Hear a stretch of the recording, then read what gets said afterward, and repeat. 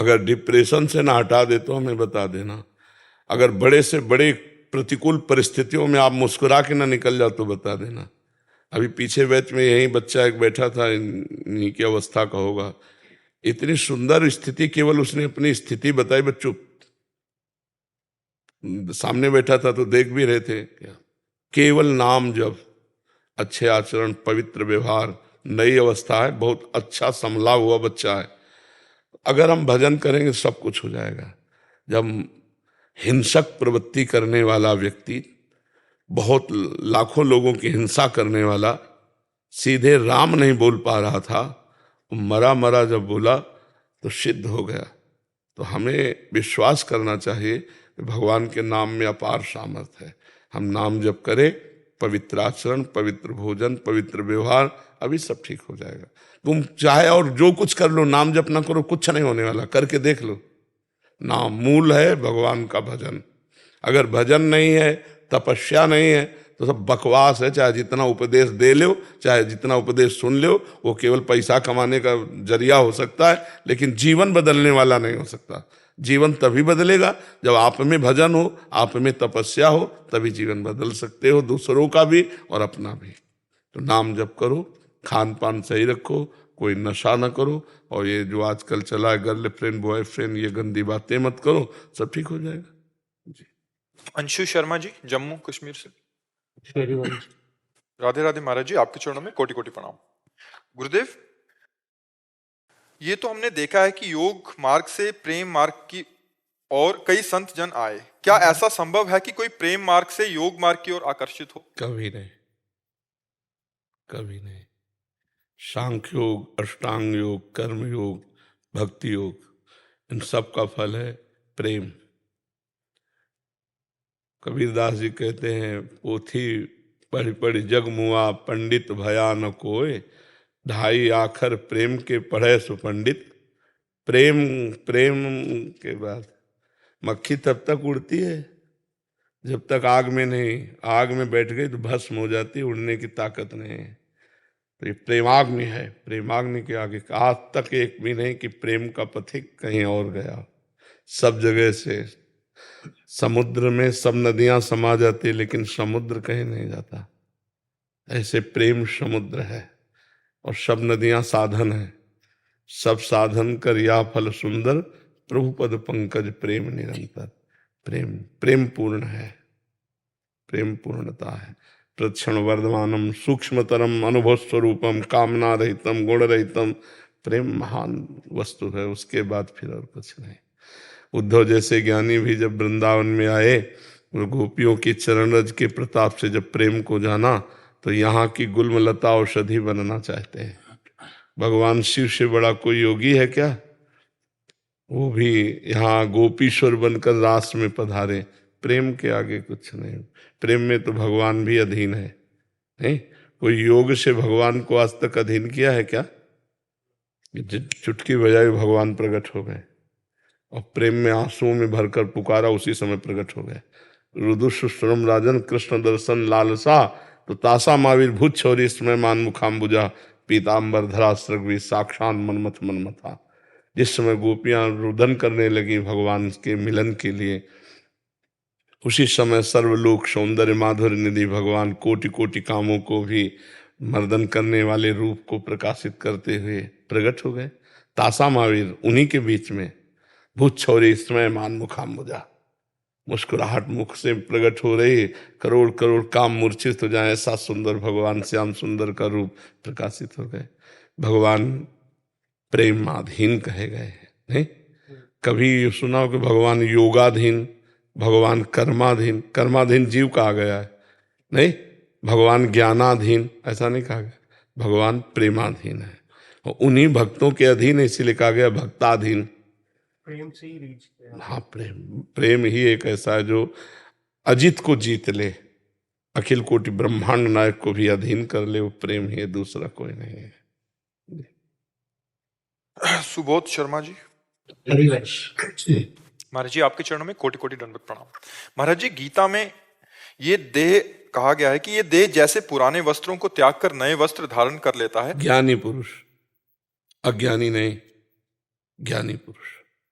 हाँ, वैसे ही ये देही पुराने शरीरों को त्याग कर नए शरीर धारण कर लेता है, पर पुराने वस्त्र त्याग कर नए वस्त्र धारण कर लेने पर दुख नहीं होता, अपितु खुशी होती है। जबकि पुराने शरीर को त्यागने पर दुख होता है तथा नए शरीर के हम इसीलिए बीच में बोल दिए थे, ज्ञानी पुरुष के लिए बात है, अज्ञानी की नहीं। क्योंकि अज्ञानी आसक्त चित्त होता है, इसलिए उसे दुख होता है, और ज्ञानी वैरागी होता है, स्थूल शरीर से भी, सूक्ष्म शरीर से भी, और कारण शरीर से भी। तभी तो ब्रह्मबोध संपन्न महापुरुष कहा जाता है।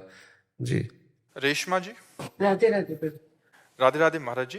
महाराज जी, आप कहते हैं कि जब कृष्णा जी की कृपा होती है तो वह आपको धीरे धीरे दुनिया से दूर कर देते हैं, लेकिन जब सबसे दूर हो जाओगे तो अकेलापन होता है। इसके लिए कहाँ अकेलापन होता है? तुमने देखा कहाँ है? कभी दूर हुई हो? केवल कल्पना कर रहे हो। हम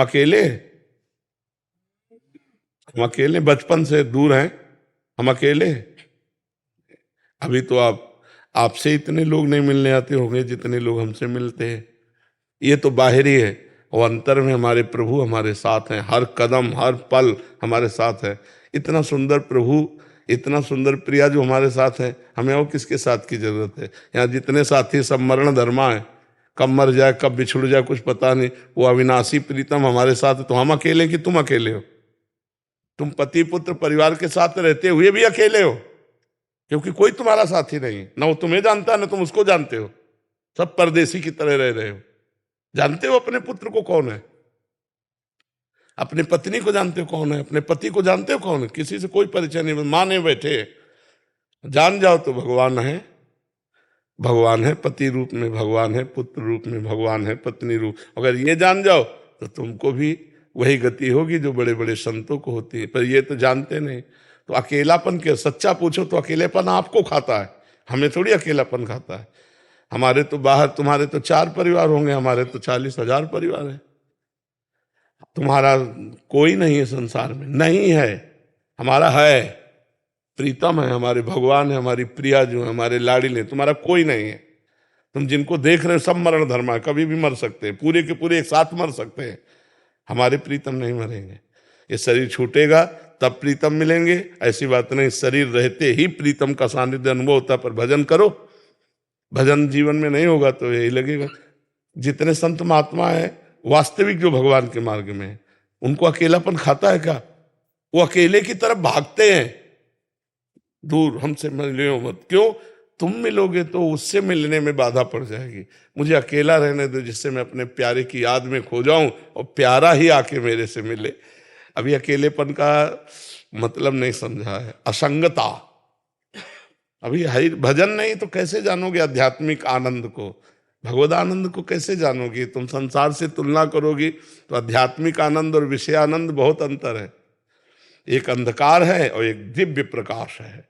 तो अंधकार से सोचोगी तो फिर, अब जैसे बचपन से हम घर से निकले थे, किसी का प्यार नहीं मिला, क्योंकि 13 वर्ष की अवस्था में घर से निकले, तो हम क्या प्यार के भूखे हैं? इतना प्रभु ने प्यार दिया है कि निहाल कर दिया है। कदम कदम पर उनका प्यार, कदम कदम पर उनका दुलार। और वही प्रभु इतने रूपों में अब भी प्यार कर रहे हैं। घंटों से खड़े हैं केवल इस बात के लिए कि यहाँ से निकल जाएंगे तो हम देख लेंगे बाबा जी है। बाबा जी को क्या देखना है? पर ये प्यार, भगवान प्यार। तो ये हमें लगता है कि आपका अभी अज्ञान ही ऐसा अनुभव करा रहा है कि अगर हम सब कुछ छोड़ देंगे तो हम अकेले हो जाएंगे, अकेलापन लगेगा। महाराज जी, इसमें जैसे भागवत जी में आपने बोला था कि उसका मैं सब कुछ हरण कर लेता हूँ, इसका वास्तविक रहस्य क्या है महाराज जी? राग हरण कर लेते हैं भगवान, उसकी आसक्ति अहंकार राग हरण कर लेते हैं। जैसे अम्बरीश जी चक्रवर्ती सम्राट महाभागवत है, पूरा ऐश्वर्य वैभव भगवान ने अपहरण कर लिया क्या? नहीं, लेकिन उनको अभिमान नहीं है चक्रवर्ती सम्राट पद का, उस संपत्ति का उन्हें गर्व नहीं है, उस वैभव का उनको गर्व नहीं है। और जिनके गर्व है, भगवान देख रहे हैं कि अब ऑपरेशन करना पड़ेगा तो संपत्ति भी हटा देते हैं, गर्व भी हटा देते हैं। और जिनको देखा कि ये मरीज काम लायक है, गर्व हटा देने से काम चल जाएगा तो संपत्ति नहीं हटाते हैं। और जब देखा कि मरीज ज्यादा बढ़ चुका है, अब इसका मर्ज दूर करने के लिए, तो फिर भगवान उसका वैभव भी अंतर ध्यान कर देते हैं। और उसका पारा जो अहंकार का था वो डाउन, जब डाउन हुआ तो भगवान की पुकारा, भगवान की शरण में हुआ, वही मंगल शुरू हो गया उसका। बाहरी व्यक्ति पारिवारिक जनों का कोई मतलब इस वो नहीं, अंदर का ही सारा सिस्टम, अंदर का राग। बाहर से आप एकांत बैठे हो, सबका राग भरा हुआ है, तो कोई आप महात्मा थोड़ी हो। घर में बैठे हो, किसी का राग नहीं तो आप महात्मा हो। भाई अंदर की बात, सुधार अंदर होना, बाहर से क्या, बाहर कहीं भाग के चले जाओ तो क्या त्यागा? अंदर का राग त्यागा। इस पे मेरा राग नहीं है। स्टेशन में जैसे बैठे हैं, सरकारी स्टेशन, अपना काम कर रहे हैं, गाड़ी आई चल दिया, बस इंतजार है, गाड़ी आई चल दिया, अपना काम कर रहे हैं। अपनी वस्तु थोड़ी है, अपने तो श्री जी हैं, अपने तो लाल जी हैं, अपने तो प्रभु हैं। आपने क्या किया? अपने घर को अपना मान लिया, चार परिवार को अपना मान के इतना उसी में डूब गए कि बस जो कुछ हो तो इन्हीं को सुख मिले। जैसे एक आदमी दूध में केमिकल मिला रहा है, गंदी गंदी चीजें मिला रहा है, और उससे कहो कि यही दूध अपने बच्चे को पिलाओ, नहीं पिलाएगा, क्योंकि जानता मैंने कितनी गंदी वस्तुएं, और दूसरे के बच्चे के प्राणघातक वस्तुएं बेच रहे हो, तुम्हारा नाश नहीं होगा। तो ये बुद्धि भ्रष्ट हो जाती है राग से। और अगर राग रहित है तो समाज का उपकार करता है, मंगल करता है, कि जो चीज हम नहीं खा सकते दूसरे को कैसे दे सकते हैं। ये जो आसक्ति है, ये जो राग है, यही पाप कराता है, और इसी को दूर करना आवश्यक होता है। जो इससे दूर रहता है वो गृहस्थ में रहते हुए संत है। संत केवल भेषधारी थोड़ी ही होते हैं, नहीं। देखो विभीषण जी कोई संत का भेष नहीं धारण किए, आचरण संत के हैं। तो भगवान कह रहे तुम सारीखे संत प्रिय मोरे, धरो देह नहीं आननी हो रे। तुम्हारे जैसे संतों के लिए मैं शरीर धारण करता हूं, भगवान कह रहे विभीषण जी को। तो आचरण प्रधान संत, संत मतलब आचरण। और अगर कहीं वेश भी है और आचरण भी है तो सोने पे सुहागा समझो, सोने पे सुगंध समझो। और भेष है, आचरण नहीं, तो काल नेमी राक्षस वेश धारण किए था, आचरण नहीं थे, हनुमान जी ने मार डाला था। अगर वेश नहीं है और आचरण है तो वो संत है। वेश है और आचरण है तो फिर क्या कहना है, जगत गुरु है। और अगर वेश है आचरण नहीं तो असंत है, वो संत केवल वेश धारण मात्र से नहीं हो जाता। जी। पीयूष झा जी बिहार से। महाराज जी आपके चरणों में दंडवत प्रणाम। महाराज जी अगर मैं एक आत्मा हूं और आत्मा का परमात्मा से संबंध, पहले अगर ही शब्द हटा दो, अगर संशयात्मक शब्द है। अगर नहीं, अगर में मतलब होता है कि माना कि मैं एक आत्मा हूं, नहीं है, हम आत्मस्वरूप, हम देह थोड़ी है। पहले इसका ऑपरेशन कर लो अगर का। मेरा टेबल, मेरी घड़ी, इससे प्रतीत होता है मैं घड़ी नहीं हूं, मैं टेबल नहीं हूं। समझ में आ गया ना? मेरा हाथ, मेरा पांव, मेरा आंख, मेरा कान, में पूरे ढांचे को क्या कहा जाता है? मेरा शरीर नहीं कहा जाता। जो मेरा है वो मैं नहीं हो सकता, मतलब शरीर नहीं है आप, अगर शब्द हटाइए। अब अंदर घुसिए इसके, तो मेरा मन, मेरी बुद्धि, मेरा चित्त, मेरा अहंकार, ये अंतःकरण चतुष्टय, मन बुद्धि चित्त अहंकार, और मेरी इंद्रियां, मतलब जो मेरा है, मेरी है, वो मैं नहीं हो सकता, मतलब ये सूक्ष्म शरीर भी मैं नहीं है। मेरा स्वभाव, ये कारण शरीर है, तो स्वभाव भी आप नहीं है। अब मान गए ना? समझ में आ रहा है कि नहीं? आप कभी मैं स्वभाव हूं बोला क्या? इसका मतलब ये आपके हैं, तो आप कौन है? आप आत्मा है। समझ रहे ना? अगर मैं आत्मा हूं, इस शब्द का खंडन, आप आत्म स्वरूप हैं। इस बात को समझ रहे ना? अब आगे बोलिए। महाराज जी मैं एक आत्मा हूं और आत्मा का परमात्मा से संबंध है। आत्मा ही परमात्मा है, संबंध नहीं है, यही तो भ्रम है। संबंध नहीं है, वो परमात्मा ही है। तुम अपने को अलग इस रूप के कारण देखकर मान रहे हो। आपने देखा है क्या उस आत्मा को? जो तुम हो तो कभी मिले हो अपने से? नहीं मिले। उसके लिए साधना की जाती है, उसके लिए तपस्या की जाती है, तब शरीरों का राग नष्ट होता है। अपने स्वरूप, तो जो अपना स्वरूप है, तो जानत तुम्हें तुम्हें हो जाए, सोई जाने जे देहु जनाई, और जानत तुम्हें तुम्हें, वो भगवत स्वरूप ही था, भगवत स्वरूप ही है, भगवत स्वरूप हो जाएगा। जी महाराज जी ये आत्मा इस नाशवान शरीर को परमात्मा में लगाकर इसे जन्म मरण के चक्कर से मुक्ति क्यों नहीं करवा देती? कौन? आत्मा। क्योंकि वो आत्मा आप है। आप अपने को भूलकर शरीर मान करके भोगों में जाएंगे तो कौन मना करेगा? आप हटिए, अभी हट जाएंगे। आप ही तो हैं आत्मस्वरूप। तो आपने अपने को, आपको ये मान लिया। अब इसको जब माना कि मैं पुरुष, तो फिर स्त्री में आकर्षण, फिर भोग, नाना प्रकार की दुर्गति, वही फंस गए। हटो। जो जाना कि मैं शरीर नहीं हूं, वो तपस्या प्राण होकर इंद्रियों को वश में करके भगवत प्राप्त हो गया।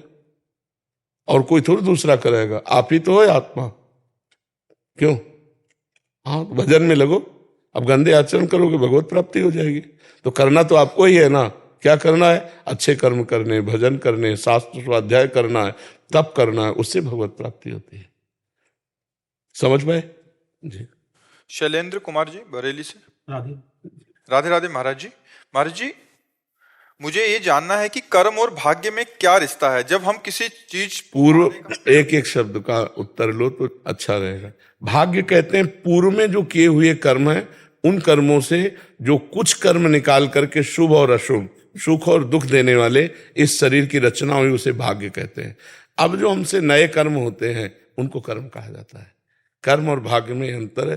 पूर्व के किए हुए कर्मों के परिणाम स्वरूप जो मुझे देह मिली, ये भाग्य से मिली। अब जो हमसे होगा क्रिया, उसे कर्म कहते हैं। उन कर्मों में दो विभाग हैं, पाप कर्म और पुण्य कर्म। अगर हम पुण्य कर्म करते हैं तो सुख मिलेगा, पाप कर्म करते हैं तो दुख मिलेगा। आगे अभी नहीं, अभी तो भाग्य का चलेगा चक्र। अगर हम भजन करते हैं तो भाग्य को रोक कर यहीं मिटा करके भगवत प्राप्ति कर लेते हैं। समझ पा रहे हो? महाराज जी, जब हम किसी चीज को पाने का संपूर्ण प्रयास करते हैं परंतु सफलता नहीं मिलती, तब दुकान में जाके 1 करोड़ के हीरे का हार लोगे, इसमें पास पैसा है 1 लाख रुपया। ऐसे ही यहाँ जो तुम्हें चाह है उसके अनुसार से तप करो, उतना भजन करो, उतना पुण्य करो, तब आपको प्राप्त होगा। ऐसे थोड़ी प्राप्त होगा। एक पापी आदमी बहुत धनी दिखाई दे रहा, बहुत सुख सुविधा दे, वो पूर्व का पुण्य आत्मा है, उसने पुण्य किया है। अब वर्तमान में उसकी खेती पाप की है, पूर्व का पुण्य है, इसलिए खूब सफल है। और जिस समय पूर्व का पुण्य खत्म हो जाएगा, उस समय उसकी विध्वंस हो जाएगा, पतन हो जाएगा, उसका नाश हो जाएगा। समझ पा रहे हो जी? डॉक्टर गौरी जी छत्तीसगढ़ से। महाराज जी, मैं एक मनोवैज्ञानिक हूँ, डॉक्टर हूँ। मैं मन का विषय पढ़ाती हूँ एवं उस पर शोध करती हूँ। पिछले सालों से मैंने मानसिक दिव्यांग बच्चों की सेवा में अपना मन लगाया। मुझे लगता है ईश्वर ने मुझे चुना है। लोग कहते हैं ये प्रारब्ध है। तुम जो महाराज ये कहना चाहते हैं कि लोग कहते हैं कि तू महापापी है, तब तेरे कोई ऐसियों की सेवा का मौका मिला है। तो महाराज ये कहना चाहते हैं कि ये तो मेरा प्रारब्ध है या महापाप कोई मेरे द्वारा बना है? भगवान ने ये कृपा की है आपको ऐसे लोगों की सेवा में तत्पर करने के लिए। आप उनको ऐसे वाक्य बोलिए जिनसे उनकी निगेटिव सोच खत्म हो। आप उनको ऐसा प्रोत्साहन कीजिए जिससे उनकी सकारात्मक वृत्ति बढ़े, उनका उत्साह बढ़े। लोगों को तो लोग तो बातुल भूत विवश मतवारे, ते नहीं बोले वचन विचारे, तिनकर कहा सुनी नहीं काना। इनकी बातें कान से नहीं सुनी जाती। जो मूढ़मती हैं, जो उद्दंड पुरुष हैं, कुछ भी बोल सकते हैं, किसी को भी बोल सकते हैं। अपने को देखना है कि भगवान ने मुझे चुना, मुझे ये सेवा दी, अब मैं मनोयोग से वैसे ही सेवा करूंगी जैसे अपने बेटे की, जैसे अपनी बेटी की, जैसे अपने पिता की। जिस अधिकार के, जिस अवस्था का आपके सामने मरीज आता है, उससे वही भाव रख करके वैसे ही प्यार से उसको इतना सुदृढ़ कीजिए कि वो जिस स्थिति से गिर रहा है उस स्थिति से ऊपर उठे। वचनों में बहुत बल होता है। कोई एक आदमी डूब रहा हो, आप उसे को अब तो तू मरे, तो कितना भी हो उत्साहहीन हो जाएगा। और डूब रहा है, निकल गए तो उसको उत्साह मिलेगा, वो आगे बढ़ जाएगा। जब कर्ण अर्जुन से युद्ध करने के लिए, तो भगवान अर्जुन के सारथी थे, कर्ण के सल्व सारथी थे। तो उनको ये युधिष्ठिर के मामा थे, दुर्योधन ने अपने पक्ष में कर लिया था। तो उनको भगवान ने केवल आज्ञा एक दी थी कि तुम कर्ण के उत्साह को नष्ट करते रहना, बस। जहां वो अर्जुन की तरफ बढ़ता था, कहते तुम अर्जुन के सामने क्या हो कर्ण, ऐसा गांडीव धनुषधारी अर्जुन। जहां उसकी बड़ाई करते तो सहम जाता कर्ण। मतलब अगर हम किसी को उत्साह नष्ट कर दें तो बहुत अच्छा चलता हुआ आदमी भी गिर जाएगा, और बहुत गिरा हुआ आदमी भी अगर उत्साह दे दे तो निकल जाएगा। तो आपको ये सेवा दी है, तो आप उसे प्यार पूर्वक कीजिए। लोगों के कथनानुसार मत मानिए कि पाप कर्म है। नहीं, ये तो बहुत कृपा है कि हम दूसरे के दुख में अपने मनोयोग से, अपनी वाणी से हम उसको दुख से निकाल पाए, उसे प्रसन्न कर पाए, तो बहुत बड़ी सेवा है। वीरेंद्र सिंह जी करनाल से। श्री हरिवंश महाराज जी। महाराज जी, कुछ जगह काम में जहां हम कार्यरत हैं वहां दोष दर्शन बड़ा जोर का होता है। महाराज जी, नाम छूटता है उसकी वजह से। बार बार मन और संग वहीं गिराता है। महाराज जी ऐसी, लेकिन हमको फिल्म में दोष दर्शन तो नहीं होता, बस ध्यान देखना है। जैसे फिल्म में मारा जा रहा है, कत्ल हो रहा है, तो हम मनोरंजन करते हैं कि ये एक फिल्म है, हमने पहले दिमाग में बैठा लिया है कि एक फिल्म है, एक झूठा नाटक है। हम केवल देख रहे हैं, वाह यार क्या खलनायक है, क्या हीरो है, हम वो मनोरंजन कर। ऐसे ही पहले दिमाग में बैठा लो, जगत एक फिल्म है, इसमें खलनायक भी है, इसमें हीरो भी है, इसमें पॉजिटिव भी है, इसमें नकारात्मक भी है। तो हमको इसे फिल्मवत देखना, जगन नाटक वैभवा। वही परमात्मा एक जगन नाटक कर रहा है, कहीं खलनायक का रोल कर रहा है, कहीं हीरो का रोल कर रहा है, कहीं हीरोइन का रोल कर रहा है, कहीं अच्छा रोल कर रहा है, कहीं एक परमात्मा केवल है, वही सब रोल कर रहा है। अब हम किसको दोषी बनाएं, किसको अच्छा कहें, किसको बुरा कहें? वही जब है तो अच्छा बुरा क्या है? नहीं। हाँ, इसलिए जैसे वाणी पाठ करता हूँ, तो उस टाइम वाणी पाठ करते टाइम अभी तो 10 मिनट के लिए वाणी पाठ में सही रहेगा, मैं एकदम चेंज हो जाता है बिल्कुल ही पाठ करते छूटते सारी। अभी भजन की कमी है, थोड़ा भजन और बढ़ाओ, नाम जप और बढ़ाओ, फिर वो गंभीरता आने लगे। तेरे भावे जो करे भलो बुरो संसार, नारायण तू बैठ के अपनो भवन बुहार। बुरा जो देखन मैं चला बुरा न मिलिया कोई, जो दिल खोजूं अपनो तो हमसे बुरा न। तो ये परमार्थ है, ये अध्यात्म है, इसमें दूसरों की तरफ नहीं देख जी। करण जी नागपुर से। श्री हरिवंश महाराज जी श्री हरिवंश महाराज जी, जैसे हम आपसे मिलने के लिए प्रतीक्षा करना पड़ता है हमें, क्या वैसे ही निकुंज में श्री जी से मिलने के लिए भी करना पड़ता है? अरे जन्म जन्म प्रतीक्षा तो कर रहे हैं, और क्या कर रहे हैं? जब से तुम बिछुरे पी प्यारे, कबहु न पायो चैन, दरस बिन दूखन लागे नैन। प्रतीक्षा ही तो कर रहे हैं हम, उनको पुकार रहे हैं, उनकी प्रतीक्षा कर रहे हैं, उनकी बाट जो रहे। और वो जब कृपा करेंगे तब मिलेंगे, और जब मिलेंगी तो निहाल कर देंगी, इसी आशा से। जैसे मान लो आप खड़े हैं, सर्दी का समय, बैठने की व्यवस्था भी नहीं, बाहर खड़े हैं, लेकिन आपको इंतजार है कि कुछ मिनटों बाद जो हम लालसा लेकर आए, हम सम्मुख बैठेंगे, हम बात करेंगे, हम निहाल हो जाएंगे। तो वो लालसा आपको कष्ट नहीं लग रहा, खड़ा होना कष्ट नहीं लग रहा। ऐसे ही जब हमारी लालसा भगवान की प्राप्ति की होती है, तो हम कोई गाली देता है, कोई अपमान करता है, कोई प्रणाम करता है, कभी भूखे रहना पड़ता है, कभी छके हैं, हर परिस्थिति सह लेते हैं, क्योंकि मुझे प्रभु से मिलना है। इंतजार तो करना ही पड़ता है, लेकिन निकुंज में नहीं, इस भूतल पर। निकुंज में तो वही जा सकता है जो इंतजार खत्म हो चुका है। हाँ, जैसे अब यहाँ आ गए तो अब यहाँ इंतजार थोड़ी करना है। हाँ जी। करमवीर सिंह जी चंडीगढ़ से। श्री हरिवंश महाराज जी, आपके चरणों में कोटि कोटि दंडवत प्रणाम। महाराज जी, कर्म की परिभाषा क्या है? क्या नाम जप संकीर्तन करना भी कर्म के अंतर्गत आता है, या केवल संसार में जीवन यापन करवाने वाले कार्य ही कर्म माने जाएंगे? नहीं, कर्म दो प्रकार के, एक होते हैं पाप कर्म, इन्हें अशुभ कर्म कहते हैं।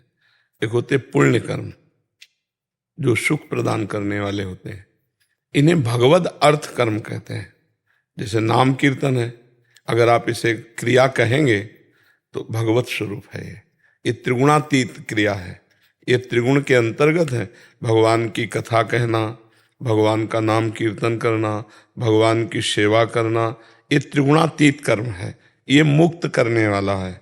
दो कर्म बांधने वाले हैं, एक निषिद्ध कर्म पाप कर्म, और एक शुभ कर्म पुण्य कर्म, ये दोनों बांधने वाले हैं। लेकिन ये जो त्रिगुणातीत कर्म है, भगवान का नाम जप करना, ये भी एक क्रिया है, पर ये त्रिगुणातीत क्रिया, त्रिगुण माया सतोगुण रजोगुण तमोगुण से परे है। ये मुक्त करने वाली, वो बांधने वाली है। तो अगर हम इनको कर्म कहते हैं तो ये भगवद अर्थ कर्म है, ये भगवत स्वरूप है, ये कोई सांसारिक कर्म नहीं है, बांधने वाले नहीं। समझ पाया जी महाराज। जैसे कहते हैं कि मान लो संसार में कहते हैं कर्म उसी को मानते हैं अभी जो जीवन यापन के लिए करा जाता है। नहीं, ऐसा नहीं, ऐसा नहीं। अब संसार के जीव तो अलग है ना, संसार का तो विचार अलग है ना। शास्त्र प्रमाणित विचार हो तो माननीय, संसार का विचार थोड़ी मान। गृहस्थ को महाराज कितना जीवन यापन के लिए करना चाहिए और कितना भगवत उस जैसे? नहीं, हर समय भगवान के स्मरण का अभ्यास बनाना चाहिए। 24 घंटे में अपनी तो एक दिनचर्या होती ही है कि भाई 6 घंटे सोना है, इतने घंटे काम करने हैं, इतने घंटे मनोरंजन करना है, इतने घंटे हमारे पास व्यर्थ के हैं। तो हम कहते हैं 24 घंटे में जो व्यर्थ का समय आपका जाता है वो भजन में दे दो। आप ईमानदारी से सोचो, देखो 24 घंटे का विभाग किया जाए तो 6 घंटे नींद में समझ लो, बहुत बहुत 7 घंटे समझ लो। 7 घंटे बहुत होता है सोना, वैसे तो 5 घंटे में ही अच्छे से निपट जाता है, पर हम कह रहे हैं गृहस्थी में चलो 7 घंटे से, तो 7 घंटे सोने में चले गए। अधिक से अधिक आदमी 12 घंटे काम करता होगा, है तो 12 और 7 19 घंटे हो गए। 2 घंटे पूरे 24 घंटा में भोजन के रख लो, 20 21, 1 घंटा मनोरंजन का रख लो, 22। अब 2 घंटे भजन के रख लो, जीवन निहाल हो जाएगा, नहीं हो जाएगा? लगातार 2 घंटे भजन करना और बीच बीच में भगवान का स्मरण। तो ये बेईमानी की बातें लोग करते हैं कि हमारे पास समय नहीं, हम गृहस्थ हैं भजन के लिए, ये बेईमानी की बात करते हैं। ईमानदारी तो ये कि आप भजन करना चाहो तो आपके पास बहुत समय है। देखो हमने हर समय को विभाजित कर दिया, अब इससे ज्यादा क्या होगा? प्रायः 100 में 90 लोग 8 घंटा वाली नौकरी ही करते हैं, 10 लोग मान लिया कि 12 घंटा वाली करते हो। क्यों नहीं? प्रायः सरकारी भी 8 घंटे में ही रहते हैं। तो हमने विभाग करके बताया तो 2 घंटे बचते हैं। अगर 8 घंटे वाली करते हो तो 4 घंटे ये बच गए, और 6 घंटे भजन करे तो महात्मा हो जाए, सिद्ध पुरुष हो जाए, नहीं हो जाए? तो बीच बीच में भी हम भजन कर सकते हैं। 8 घंटे जो हम कार्य करते हैं या 12 घंटे जो हम कार्य करते हैं, उसमें हर समय हम अनवरत कार्य में ही रत नहीं रहते। हमारे पास मिनट 2 मिनट 4 मिनट 10 मिनट समय निकलता है, उस समय अगर हम भजन कर लें, राधा राधा राधा राधा। अच्छा, मनोरंजन क्या करना है? मनोरंजन क्या करना? मान लो हंसी मजाक के जो चित्र देखे या इधर उधर की बात, उससे ज्यादा शांति मिलेगी जब भगवान का भजन करोगे। ये शांति सुख के लिए तो मनोरंजन करते हैं, तो भगवान परम शांति प्रदान करने वाले, परम सुख प्रदान कर। अगर हम समय को काटें भजन के लिए तो बहुत समय हमारे पास है। जब हम प्रमाद में कह देते हैं अरे यार हमारे पास समय, हम गृहस्थ आदमी, हमारे पास कहाँ समय का भजन का है, तो जब मृत्यु का समय आएगा तब ये दलील पेश करोगे? फिर तो नहीं पेश करोगे, फिर तो जबरदस्ती तुम्हें बलात् इस शरीर से हटा दिया जाएगा, सब कुछ छोड़ जाएगा, और भजन किया नहीं इसलिए दुर्गति होगी। पैसा कमाया नहीं परलोक के ले जाने वाला, और वो पैसा है नाम, नाम रूपी धन कमाया नहीं तो गरीब रहोगे। भाई बिना पेमेंट के न ट्रेन में चल सकते हो न बस में चल सकते हो, तो परम पद की यात्रा कैसे हो सकती? पेमेंट तो तुमने इकट्ठा नहीं किया। मृत्यु लोक में आए थे कमाने के लिए, और ऐसी चीजें कमाया जो यहाँ से जा नहीं सकती, और जो जा सकती वो कमाया नहीं, तो बहुत बड़ी हानि हो गई, नहीं हो गई? सारे कर्म बेकार हो गए। जब परलोक नहीं बना तो सारे कर्म बेकार हो गए। जी मनीषा जी, राधे राधे। जय श्री हरिवंश महाराज जी। महाराज जी, मैं अमेरिका में नर्सिंग होम में केयर टेकर हूँ। महाराज जी, अंत समय में बहुत कष्ट में जीवन होता है मरीजों का, उन सबको देखकर बहुत दुख होता है कि मैं उनकी कुछ भी मदद नहीं कर सकती। एक मदद कर सकती हूँ, उनके नजदीक बैठकर राधा राधा सुना सकते, उससे कल्याण हो जाएगा उनका, और आपका भी परम कल्याण होगा। किसी एक जीव को भगवत प्राप्ति कराने से बढ़कर संसार में कोई पुण्य नहीं है। जैसे कोई पशु पक्षी भी मर रहा हो तो ये लाभ लेना चाहिए, उसके नजदीक जाके उसके कान के पास राधा राधा राधा राधा, राम राम राम राम, कृष्ण कृष्ण, हरि हरि। अब वो मरेगा, जब मरेगा तो उसका कल्याण होगा, उसका कल्याण होगा तो उसके भागीदार आप हुए, तो आपका बड़ा पुण्य बन जाएगा। ये सबसे बड़ी सेवा, कि जब कोई जीव मर रहा हो, चाहे मनुष्य हो चाहे पशु पक्षी हो, अगर उसके समीप हम भगवान नाम कीर्तन कर दें तो उसका मंगल हो जाएगा। और तो औषधि आदि तो जो भी सेवा बन जाए बन जाए, नहीं तो जब जन्मत मरत दुषाह दुख होए, मरते समय जीव को भयानक पीड़ा होती है। उस समय अगर नाम सुना दिया तो हम पीड़ा तो नहीं मिटा पाए, लेकिन आगामी पीड़ा को मिटा देंगे हम।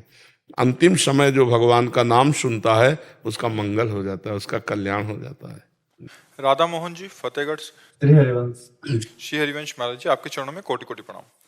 महाराज जी, प्रार्थी आपका शरणागत है और इस शरीर से आर्मी में कार्यरत है।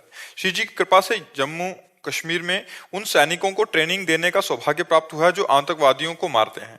इनमें कोई जवान जब शहीद हो जाता मन बहुत परेशान हो जाता है, जिनको उन्होंने ट्रेनिंग दी होती है। आप श्री के मुख से एक महाराज जी कोई ऐसे जो ट्रेनिंग कर रहे हैं उस ट्रेनिंग में जोड़ना चाहता हूं, जिससे सैनिक नाम जप और ट्रेनिंग में अच्छा ध्यान लगाकर अपने लक्ष्य को सफलता प्राप्त। पहली बात तो ये ध्यान देनी है कि सैनिक की अकाल मृत्यु नहीं होगी, क्योंकि वो देशभक्ति के लिए प्राण समर्पित किए हुए है।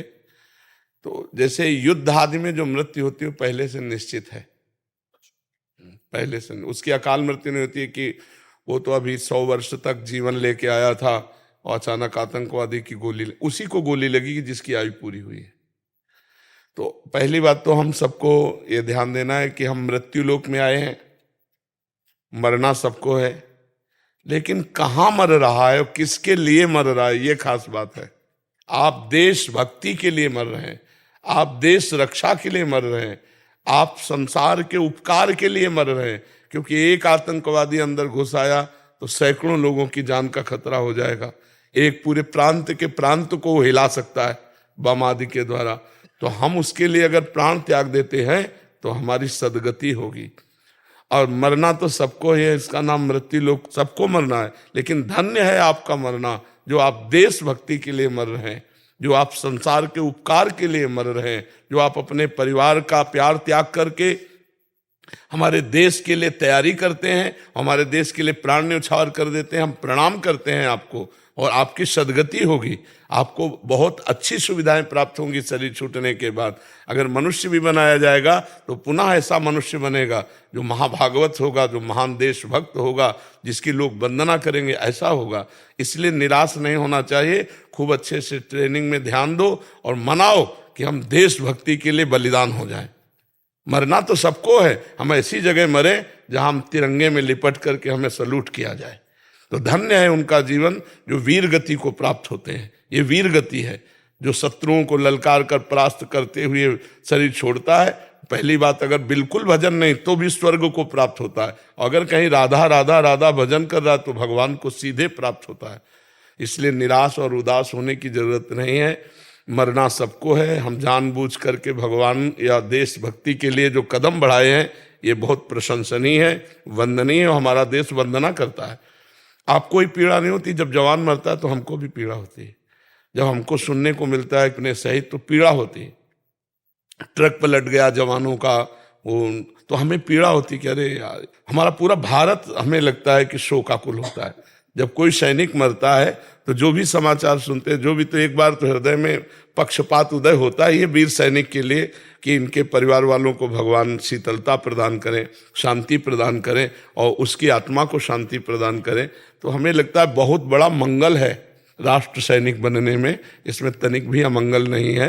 और मृत्यु जब होनी तभी होगी, अन्यथा नहीं होगी। प्रभु जी, जैसे जिनको हम ट्रेनिंग देते हैं तो पता चलता है कि महीने 2 महीने बाद उसका बंदा शहीद हो गया, उस टाइम पे बड़ा विक्षेप होता है। हाँ बिल्कुल होता है, क्योंकि परिचय अपना हुआ ना, अपने उसको शिक्षा दी, पर विक्षेप को उसको भाव में लाओ, नहीं तो ठीक नहीं रहेगा, फिर आप कमजोर होते चले जाएंगे।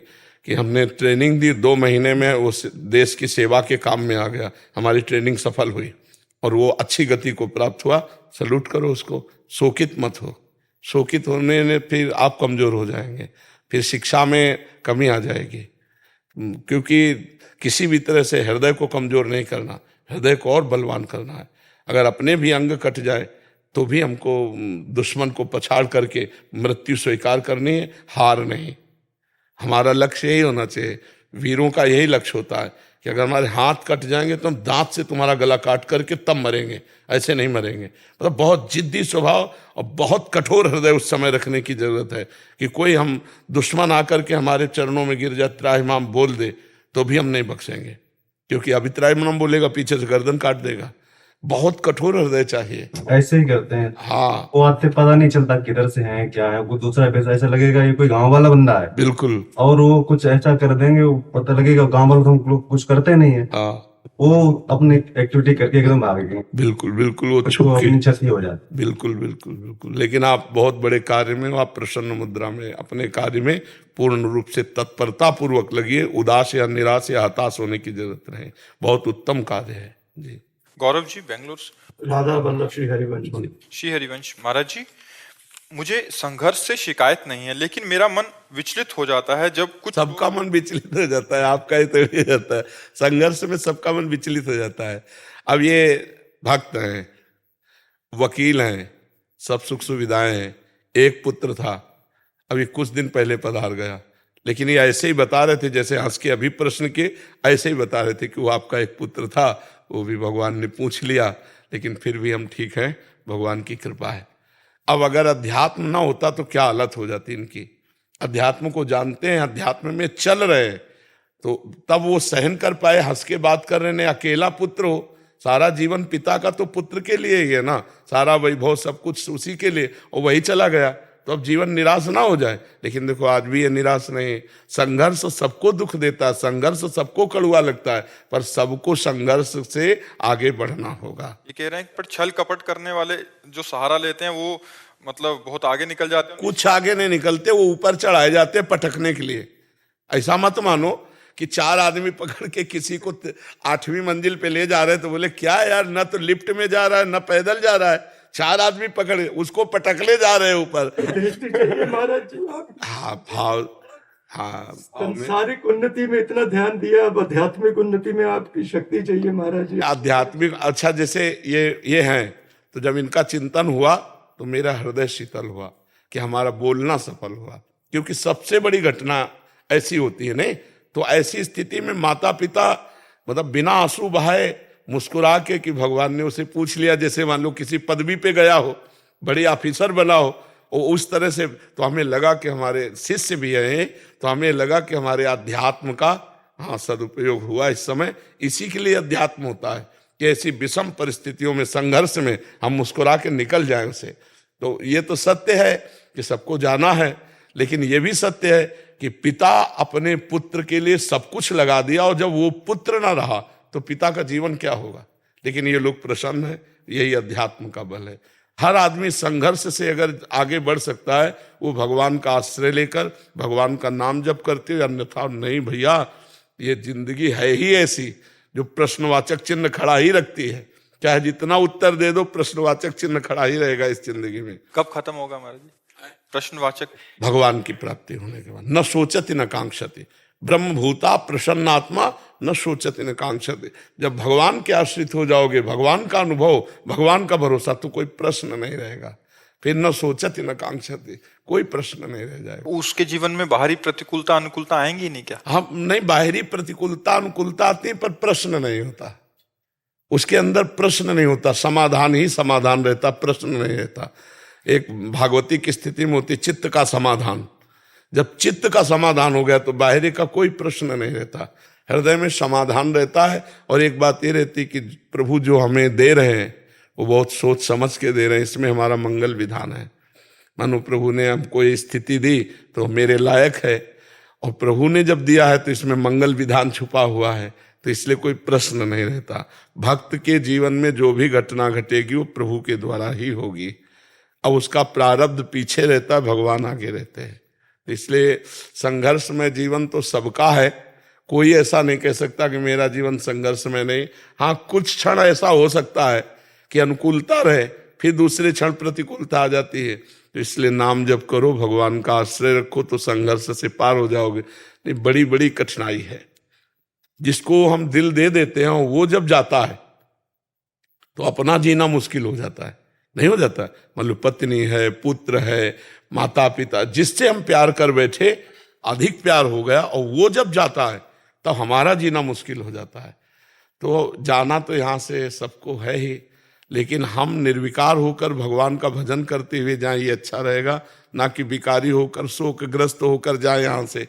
तो भजन करो, नाम जप करो, भगवान के भरोसे में रहो। अभी किशोर सिंह जी। राधे राधे गुरु जी। महाराज जी, इनका भी सेम प्रश्न था। ये कह रहे थे कि जब सफलता प्राप्त नहीं होती, मतलब कर्मों के उससे, तो क्या ऐसा सोच लेना चाहिए कि पूर्व प्रारब्ध में ऐसा लिखा, पूर्व प्रारब्ध में यही विधान है, इसलिए सफल नहीं हो रहे। आगे मेहनत करनी चाहिए या नहीं करना चाहिए, क्योंकि प्रारब्ध हर बार थोड़ी फेल कर देगा। 1 बार, 2 बार, 3 बार, चौथी बार तो हम क्रॉस ही कर जाएंगे। क्योंकि प्रारब्ध की भी एक सीमा है, वो कोई अविनाशी तो है नहीं। प्रारब्ध थोड़ी अविनाशी, वो तो विनाशी है। अगर हम नाम जप करेंगे और प्रयास करेंगे तो प्रारब्ध नष्ट हो जाएगा, हम आगे बढ़ जाएंगे।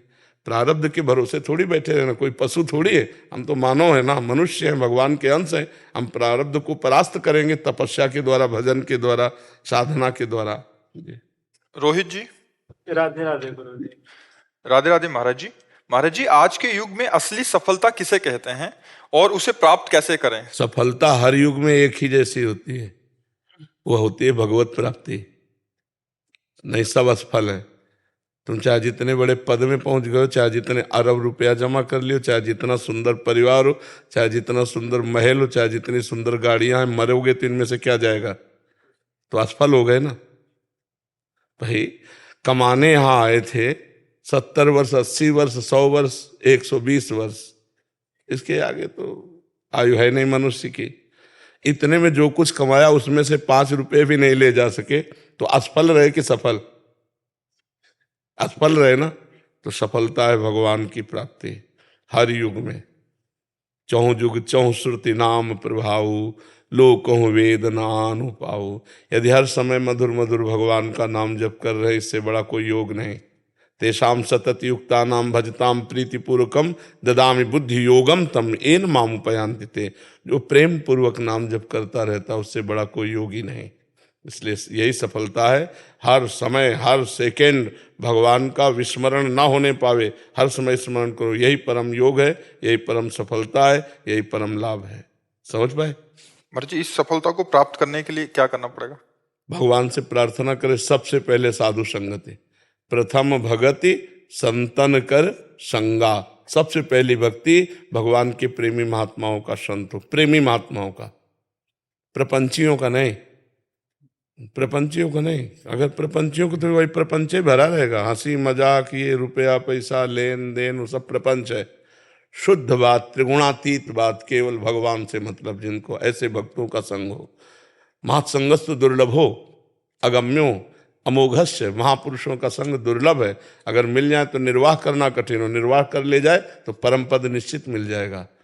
तो भगवान से पहले प्रार्थना करे, प्रथम भगति संतन करे संगा, और दूसरी रति मम कथा प्रसंगा। दूसरी भगवान के चरित्रों का खूब स्वाध्याय करे, खूब श्रवण करे, खूब मनन करे। गुरुपद पंकज सेवा तीसरी भक्ति अमान। श्री गुरुदेव भगवान के चरणों का आश्रय ले और मान रहित होकर गुरुदेव के चरणों की सेवा करे।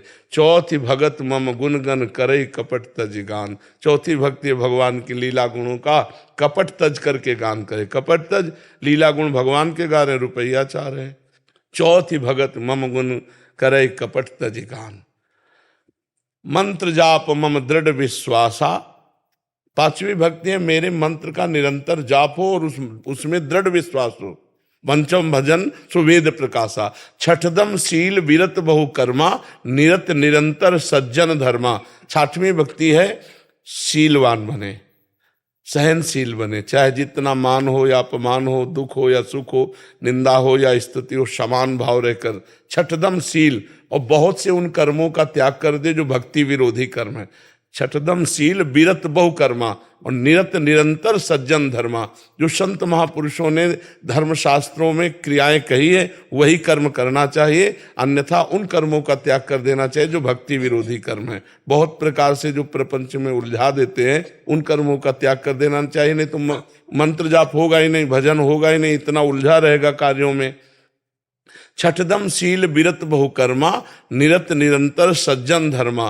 सातों सब मोहिमय जग देखा, मोते अधिक संत कर लेखा। सातवीं भक्ति है, सारे संसार को भगवान का स्वरूप देखना और भगवान से भी अधिक बढ़कर संतों को मानना। सातों सब मोहिमय जग देखा, मोते अधिक संत कर लेखा। आठों जथा लाभ संतोषा, सपने नहीं देखे पर दोषा। आठवीं की ऐसी स्थिति बना ले कि जथा लाभ संतोष, सदा काहू सो कछु न चाहोगो। किसी से कोई मांग नहीं, जैसे हमें भगवान रख रहे हैं बस उसी स्थिति में हम राजी रहेंगे। ज्यों ज्यों राखत हो त्यों त्यों रहियत हो हरि, जोई जोई प्यारो करे सोई मोहि भावे। ये स्थिति। आठों जथा लाभ संतोषा, सपने नहीं देखे पर दोषा, स्वप्न में भी किसी के दोष न देखे। नवम सरल सबसन छलहीना। नवमी भक्ति है, पूर्णता है नवमी भक्ति। नवम सरल सबसल छलहीना। सरल स्वभाव न मन कुटिलाई, ये संतों का स्वभाव होता है। जो वाणी में वही हृदय में, वही क्रिया में, इसे ठीक आचरण कहते हैं। वाणी में कुछ है, मन में कुछ चल रहा है, क्रियाएं कुछ हो रहे हैं, ये कपटी पुरुष है। सरलता ये कि जो बोल रहा है वही आचरण कर रहा है, वही उसके मन में है। नवम सरल सबसन छलहीना, किसी से छल भरा व्यवहार न करे। और मम भरोस ही हर्ष न देना, दृढ़ मेरे पर विश्वास हो, ना हर्ष हो, ना शोक हो, ना कभी किसी के सामने अपनी दैन्यता प्रकट करे। भागवतिक दैन्यता अलग है, गरीबी वाली दैन्यता न प्रकट करे कि बाबूजी कुछ सहयोग कर दो, नहीं, मम भरोस ही हरस न दीना, वो ऐसी दैन्यता न करे, किसी के सामने हाथ ना पसारे। तो भगवान सबको देने वाला है, वो जब देगा तो निहाल कर देगा। नौ माँ एको जिनके हुई, अगर नौवीं भक्ति में एक भी भक्ति किसी को तो उसका कल्याण हो जाएगा, उसका मंगल। महाराज जी आपने प्रथम पड़ा संत संग बताया इसमें, तो महाराज जी जो संसार में एकदम अभी भक्ति प्रारंभ ही नहीं हुई, उनको संतों के बारे ही पता नहीं है, विशुद्ध संत कैसे होंगे, कहाँ। भगवान से, इसीलिए हम सबसे पहले कहा भगवान से प्रार्थना करें कि हमें संत संग दिलावे। भगवान तो सब जानते हैं ना, तो भगवान से प्रार्थना करें तो ऐसे संतों के पास पहुंचा देंगे जिनके संग से परमार्थ पुष्ट होता है। ऐसा तो है ही नहीं कि असली संत है ही नहीं। अगर नकली नोट है तो असली उसका होगा कहीं, खोजो। अगर नकली कोई वस्तु है तो असली तो होगी ही ना, उसको खोजो। जिन खोजा तिन पाइया, गहरे पानी पैठ।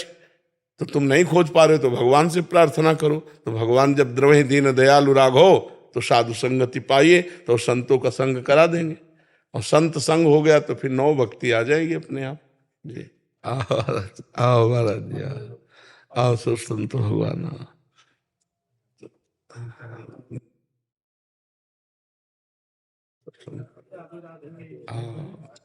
श्री राधा रानी दा बोल साचे दरबार की जय।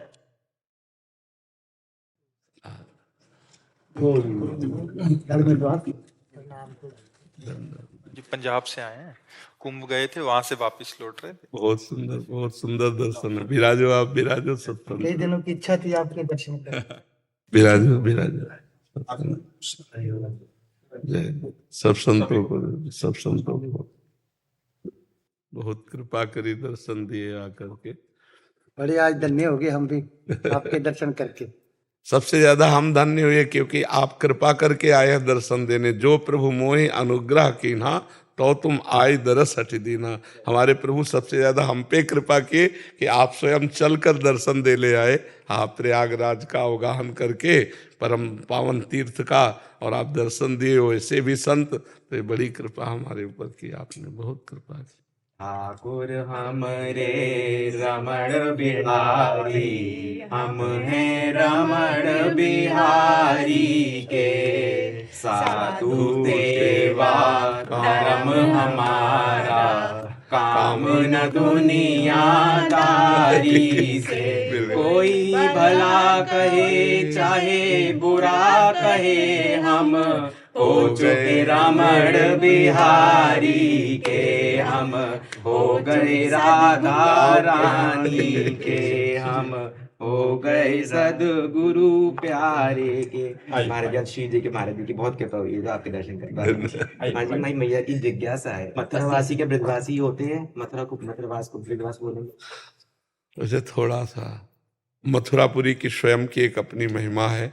मथुरा नित्य कृष्ण को वास, निस दिन श्याम न छाणत पास, तास सकल लीला कही। जब अक्रूर जी और उद्धव जी की बात आती है तो बोले मथुरापुरी से ब्रज पधारे। इसी से आप समझ लीजिएगा कि मथुरापुरी से ब्रज पधारे। श्री कृष्ण जाके मथुरा में विराजमान हो गए, पर ब्रज के ब्रजवासी जन कैसे तड़प रहे, इसी से आप ढूंढ लीजिए शब्दावली। मथुरा की एक अपने आप में सिद्ध महिमा है कि हाँ, भगवान स्वयं विराजमान है, हरि निरंतर सानिध्य में है। मथुरापुरी भगवान की दिव्यपुरी है, और इसमें वास करना मतलब भगवान की गोद में वास करना है। और निरंतर जो अखंड वास करते हैं मथुरापुरी, वो भगवान के धाम को प्राप्त होते हैं, वो मोक्ष को प्राप्त होते हैं। ये मोक्षदायिनी पुरियां हैं ही। हाँ, अयोध्या, मथुरा, काशी, कांची, रावंतिका पुरी, द्वारावती, मायावती, ये जो है ना, ये सप्तपुरियां हैं। तो भगवान की सप्तपुरियों में सर्वश्रेष्ठ मथुरा है।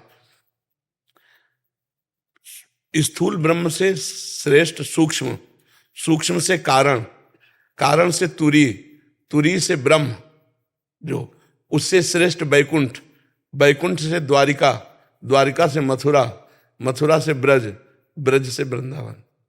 ऐसा वृंदावन महिमामृत में श्रीपाद प्रबोधानंद जी ने वर्णन किया है। तो मथुरा अपने आप में समर्थ है कल्याण के लिए, पर जब ब्रज शब्द आता है तो फिर अंतराय है। मथुरा की परिक्रमा के बाहर का क्षेत्र सारा ब्रज, सारा क्षेत्र। हाँ,